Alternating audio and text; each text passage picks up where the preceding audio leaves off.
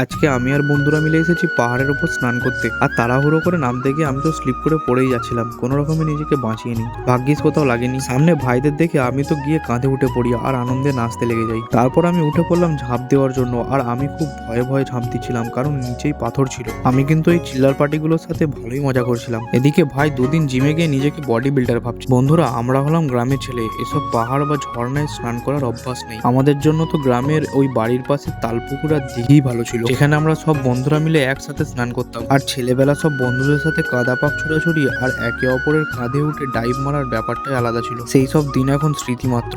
যাই হোক, ঝর্ণার এই পানিটা কিন্তু অনেক ঠান্ডা আর পরিষ্কার ছিল, তাই আমাদের স্নান করতে বেশ ভালোই লাগছিল। আর আমি অনেকদিন পর বাঙালি স্টাইলে সাঁতারও কেটে নিলাম। স্নানের পর আমরা এবার ঘরের দিকে রওনা দিলাম। মেন ঝর্ণার কাছে আমরা পৌঁছতে পারিনি, কারণ সেটা অনেক দূর।